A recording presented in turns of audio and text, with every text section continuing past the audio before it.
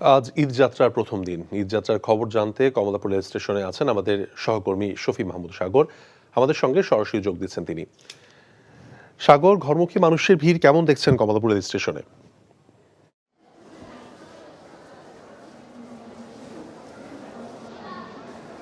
তৌফিক, আসলে ঈদযাত্রা শুরু হয়েছে ট্রেনের শিডিউল বিপর্যয়ের মধ্য দিয়ে।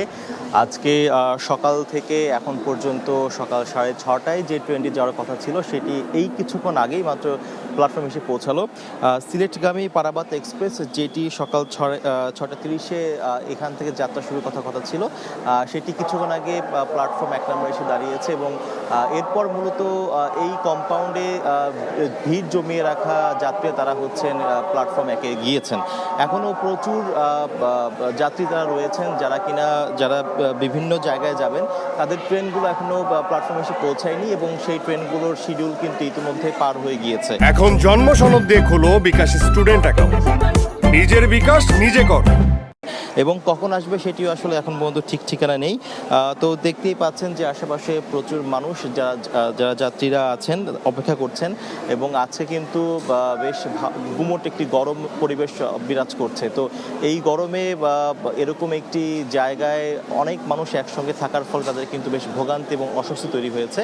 অনেকেই পরিবার পরিজন নিয়ে এসেছেন ঈদযাত্রার জন্য। তারা হাত পাখা দিয়ে বাতাস করছেন কিংবা চেষ্টা করছেন কোনোভাবে গরম থেকে কিছুটা বাঁচা যায় কিনা। তো এই মুহূর্তে আমরা দেখতে পাচ্ছি যে কিশোরগঞ্জগামী 11 সিন্ধু প্রভাতী, দেওয়ানগঞ্জ বাজারগামী তিস্তা এক্সপ্রেস, চট্টগ্রামগামী মহানগর প্রভাতী, এই সকল ট্রেনই কিন্তু এখন পর্যন্ত শিডিউলের বাইরে রয়েছে এবং এইগুলো এখন আসলে প্ল্যাটফর্মে এসে পৌঁছায়নি।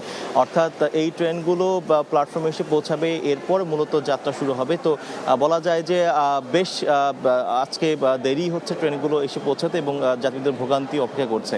এছাড়া এই ঈদ উপলক্ষে 20টি স্পেশাল ট্রেনের ব্যবস্থা করা হয়েছে ঈদযাত্রার সুবিধার্থে। তো তৌফিক, এই ছিল আজকের ঈদযাত্রার খবর। কমলাপুর থেকে জানছিলাম মানুষের ঈদযাত্রার খবর। এখন জন্ম সনদ দিয়ে খোলো বিকাশ স্টুডেন্ট অ্যাকাউন্ট। নিজের বিকাশ নিজে কর।